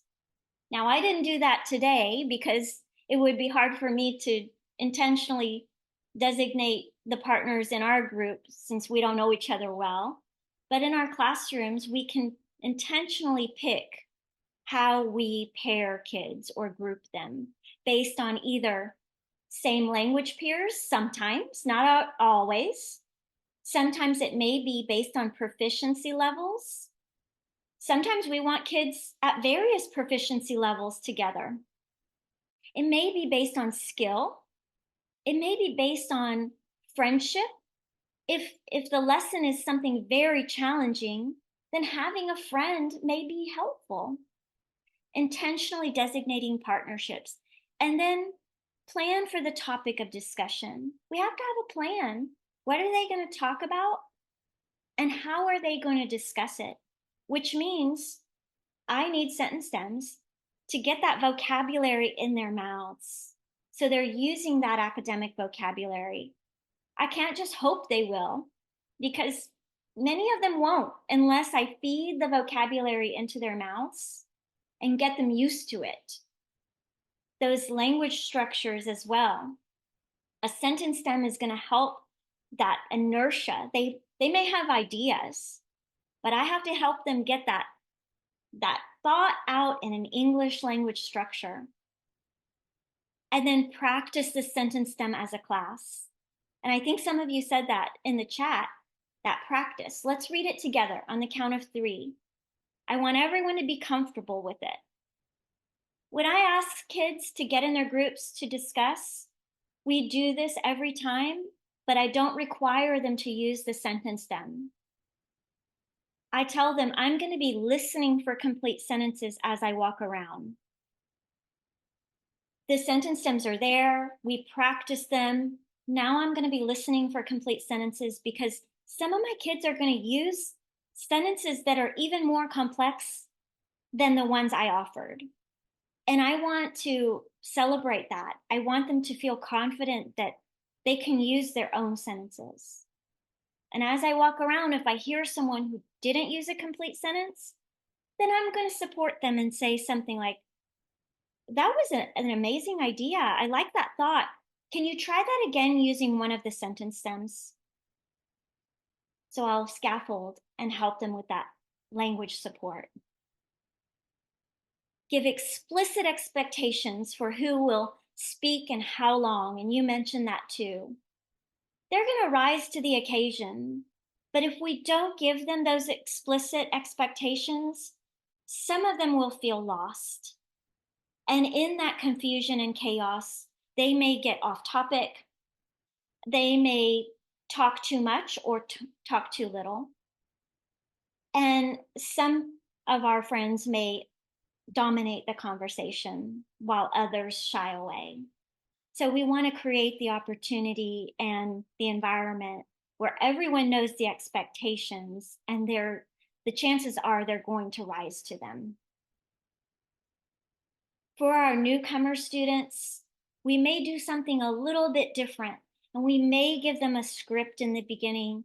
We may give them a little extra opportunity to rehearse before they speak with their partners. We want to keep an eye on those newcomer students if they're at very beginner proficiency levels to give them that extra support that they may need. And as I mentioned earlier, that wait time is essential. Even adult multilingual learners, even adults who speak more than one language often say that I know what I'm thinking, but it takes me a longer time to process and translate and say it in the new language. For our students in our classrooms, this is an easy fix for us. We just need to allocate a couple of extra seconds after we ask a question so they can think and maybe translate back into English, and then build the bravery to answer or build the bravery to say it to their partner or their group. We may have to slow our instruction down just a little bit, but that means kids are going to get more out of it. We may feel like it's less, but they're going to feel like it's more. It's the magical part of it. It's kind of an odd feeling because we sometimes when we feel like we're covering all this information, they're not getting it. But when we slow down and let them negotiate for it and understand and talk more about it and dig deeper, they get more out of it. We are coming to the end of our time together. Our time went by so fast, and before you know it, it's almost time to wrap up. We discussed a lot of things. So we discussed in the beginning, I think we discussed annotating our objectives. We looked at an example of how we annotated those objectives. We did the simulation in Serbian very quickly, the picture word inductive model, sentence patterning charts. We went through a lot of listening, speaking, reading, and writing, and definitely allowed for peer interaction and communication.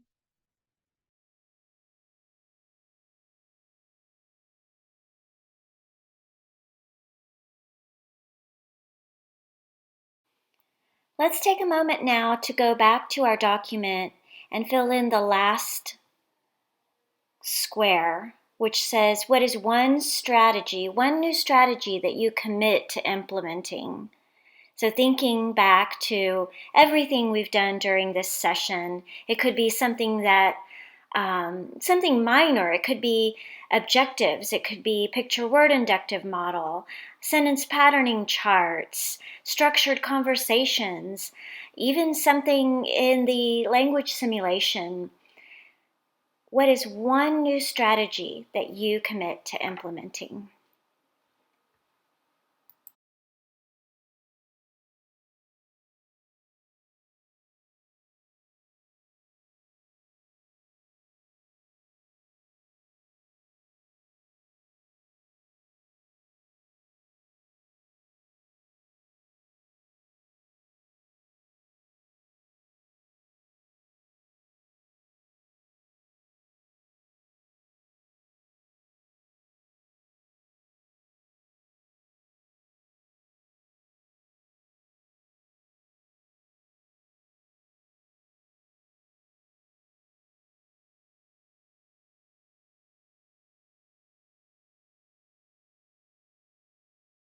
Friendly reminder that there is a link on the document, on the purple document, where you can click to request a certificate of attendance. Please be sure that you fill out the form and include an email where you would like for me to send your certificate.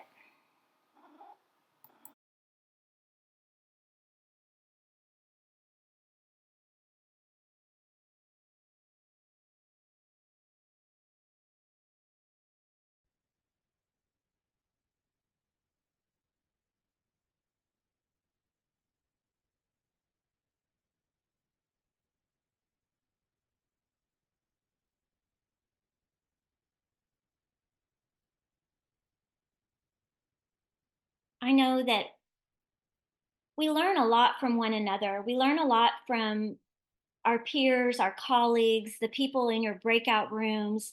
We have new ideas that we learn from other people and we gain support from one another.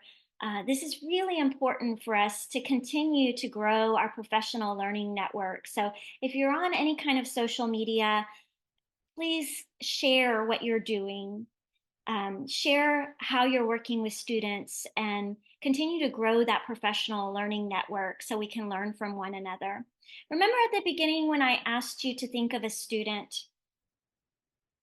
I asked you to think of a student that you wanted to keep in mind and how these methods will help support that student.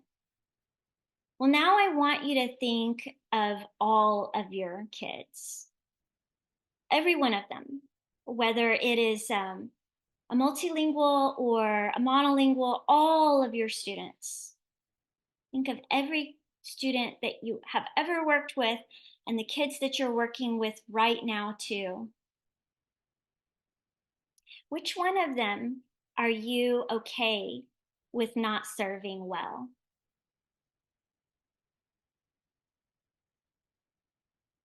Which one of them are you good with failing? I hope right now in your mind you're saying, none. I wouldn't fail any of them. I'm not okay with not serving any of my kids not well. I want every child to be served well. Every one of them is important. They all deserve to be successful. And our goal is to be intentional when we're planning for our multilingual learners, when we're supporting our colleagues and delivering instruction for multilingual learners. What we know is that every child is going to make progress. But what we want is to accelerate the growth and to create learning spaces where our students are going to flourish as multilinguals in a world that is globally connected, in a world that values multilingualism and their assets, their linguistic assets. And together we can do this by creating experiences where they shine linguistically. I'm going to share with you a couple more resources before we wrap up. And I also want to open it up to any Q&A, any questions you might have. I might have missed some questions in the chat too. So let me just share my contact information right here, and then I'm going to stop sharing on the screen to give you a link to the chat. One moment, grab this.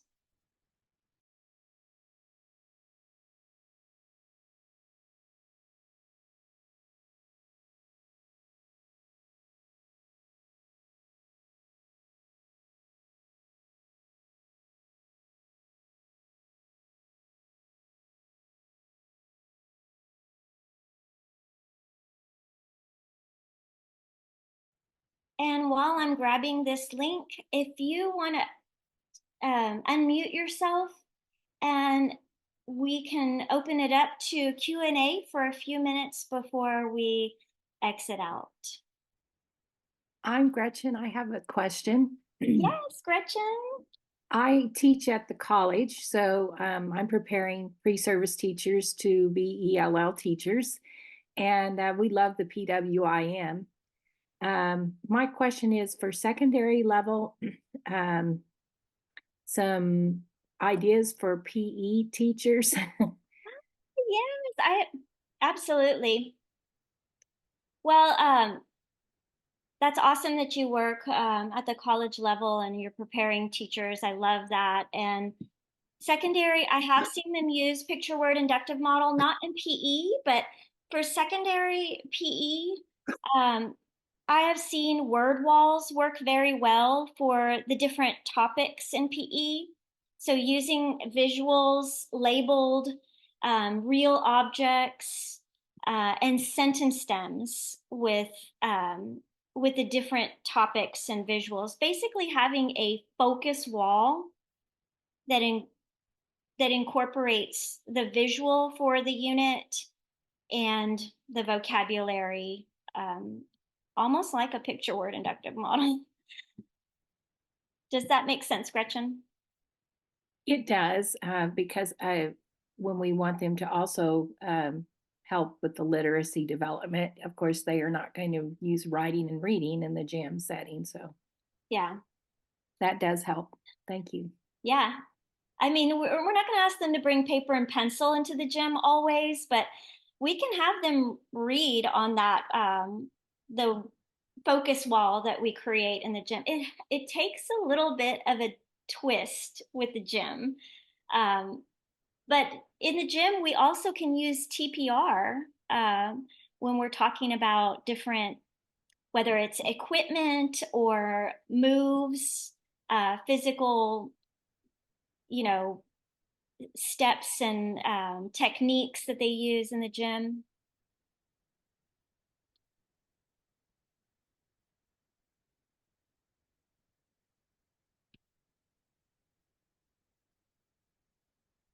I What also had a question in the chat about if you ever use create images with AI for your PWIMs.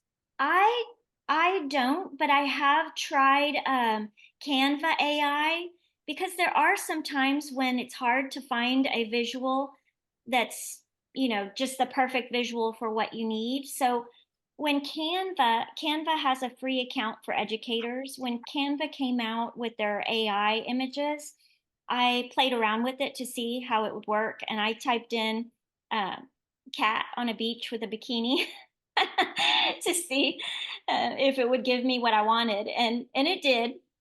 You have to kind of play around with it and give it more feedback because it's not always perfect. But yes, I know a lot of teachers use Canva AI and other image AI images. Mhm. Gracias, danke, fala. Thank you. Valentina, quick question. How often do you have them participate in the PWM, Mhm. PWIM during, is it like a weekly thing? Is it a daily Mhm. exercise? Typically, I introduce a picture word inductive model at the beginning of each unit of study.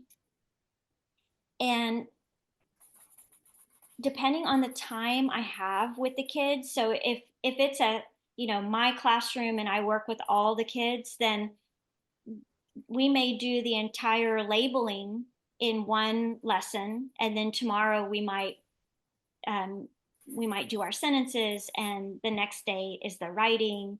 I chop it up so we're not doing the entire thing in one day. Okay. Okay.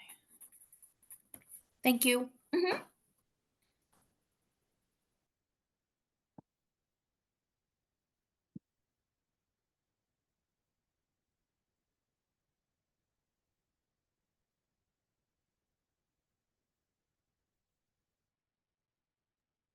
I have a question. Are Sure. you are you coming out with any more books? I am. I'm writing a book with Douglas Fisher, and Nancy Fry, and that is going to be out in January. Hopefully, if we stay on time, that'll be out in January. And then I have another book that I'm writing on my own that will be out later with Rutledge, but that's a little further in the pipeline. And is it exploring like more strategies for multilingual learners Yes, or yes, both of them are. The one with Doug and Nancy is totally on working with multilingual learners, and the one for Rutledge has more of an angle on equitable instruction for multilingual learners. okay, thank you. Mm-hmm. I have one more question. I actually just thought of it with that question that was just asked. Yeah. For as far as PD for districts and Mm-hmm. schools, would you ever consider doing like a PD for a district for gen ed teachers or provide slides or a layout that we could follow to do the PD with your guidance in front of them? Yeah. 'Cause I I think actually, that we really yeah, needed. yeah. I actually do that. I do PD for schools, for gen ed teachers.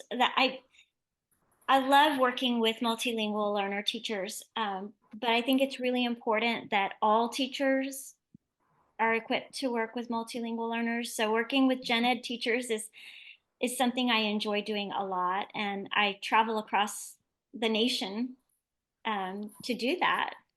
I'm really picky about how many I do a month because I don't like to travel too much and leave my family. So Of course. I only do about 3 a month right now. So I do that. You can contact me on email if you want information on how to schedule. for that.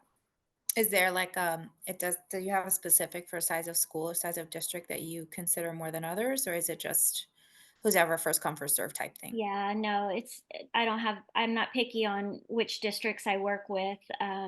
It's just if we can negotiate a date and it works out for both of us, then we do it.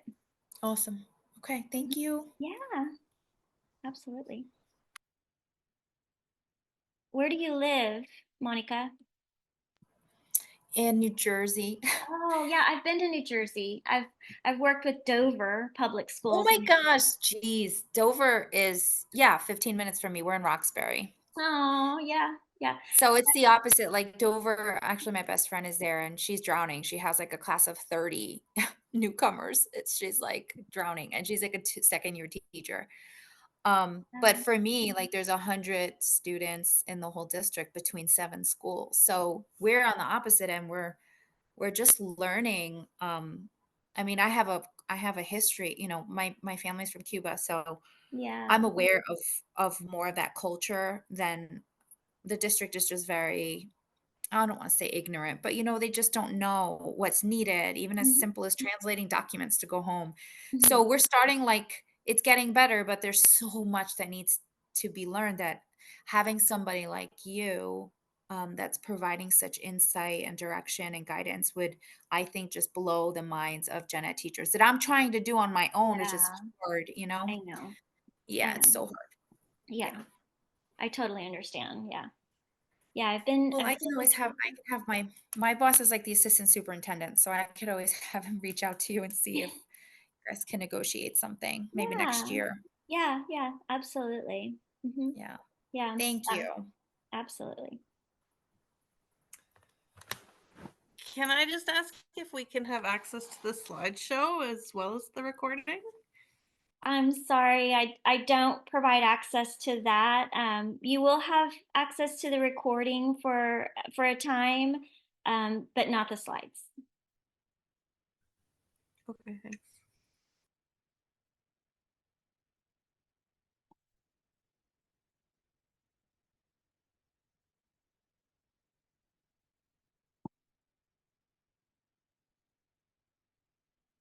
If you were to answer a question on the specific connection to the science of reading, how it overlaps or connected, what would be something really specific or key? I think it's just really important for us to pay attention to the science of language acquisition and to understand that our students who are multilingual are coming to us with different linguistic resources, and that it's important we recognize those resources and use them. The science of reading is a vast body of reading research, and we have to marry that with the vast body of language acquisition research that we have too, and not isolate either of them, um, but recognize that both are important and one is not more important than the other.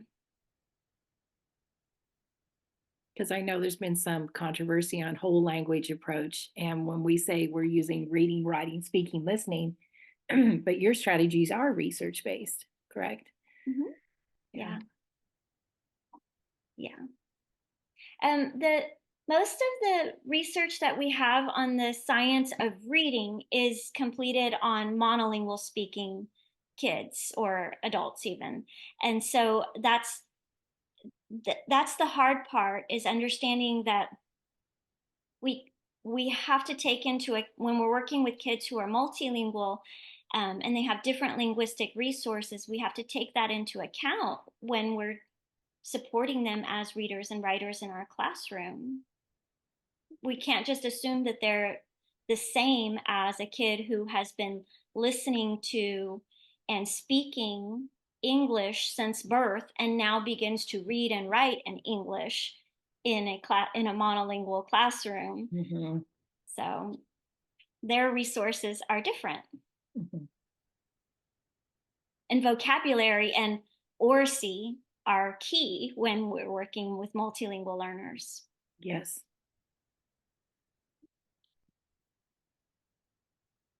That's a big topic, Gretchen. I love it. This has been very interesting. Thank you. Yes, absolutely. Well, I hope that you feel validated by the things that you're already doing to support multilingual learners. I hope that you learned something new as well, and you're leaving with a tool that you can take back to serve your multilingual learners, families, and colleagues. If you have a question, if you have anything you'd like to share with me, feel free to reach out. I'm only an email away or a direct message away, and I'm happy to partner with you.